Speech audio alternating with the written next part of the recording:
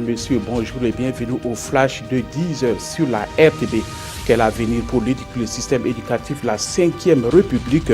La question est au centre des réflexions d'une conférence publique initiée par le MEFA, le mouvement des étudiants du FASO à l'université Ouaga, professeur Joseph Kizerbo.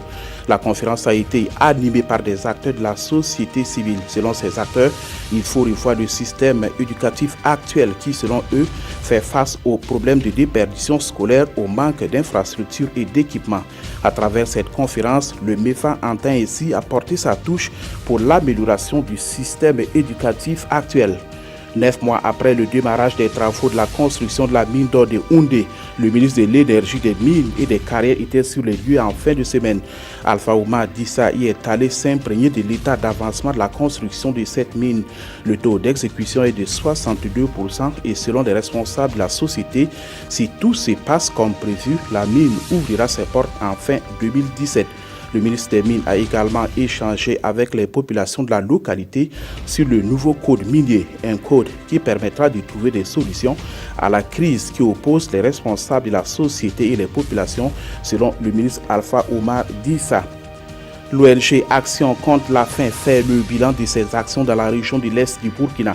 Depuis 2014, cette ONG a fait de la lutte contre la malnutrition et la pauvreté ses principales priorités. Ce week-end, les responsables de Action contre la faim et les différents partenaires ont fait le point à Fadang Gourma de l'intervention de l'ONG dans le cadre de la mise en œuvre du projet dénommé Appui au renforcement des jardins de santé dans l'Est du Burkina.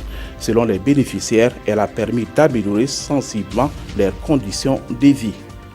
À Bagdad, l'assassinat de 7 personnes lors d'un rassemblement de partisans du puissant chef chiite Moqtada al-Assad a occasionné une grande manifestation à Bagdad.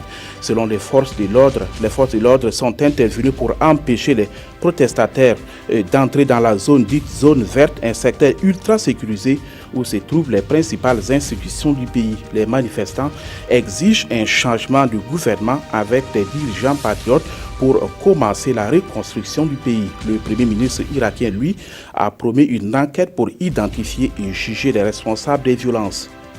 La Corée du Nord a tiré hier dimanche un missile balistique en direction de la mer du Japon, a annoncé le ministre sud-coréen de la Défense. Le missile tiré dans l'ouest de la Corée du Nord s'est envolé vers l'est en direction de la mer du Japon.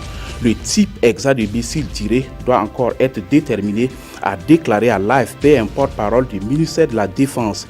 C'est le premier tir de missile balistique effectué par le régime de Pyongyang depuis l'élection de Donald Trump à la tête des États-Unis.